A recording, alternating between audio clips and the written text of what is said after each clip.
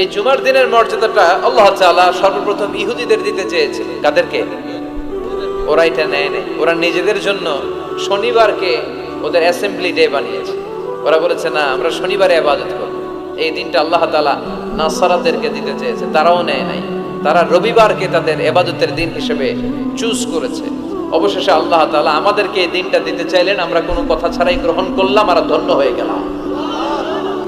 জুমার দিনটা আমাদের দিন, গাদান মানে তারপরের দিন শনিবার হচ্ছে ইহুদিদের জন্য, আর রবিবার হচ্ছে খ্রিস্টানদের জন্য। আর আমাদেরকে জুমার দিন দিয়ে খুশি হয়ে গেলেন কে?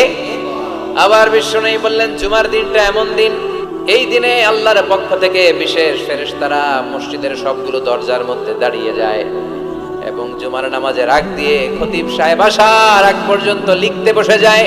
কে কে মসজিদে ঢুকে নামগুলো তারা কাউন্ট করে, এন্ট্রি করে। সর্বপ্রথম জুমার সালাত আদায়ের জন্য যে মসজিদে ঢুকে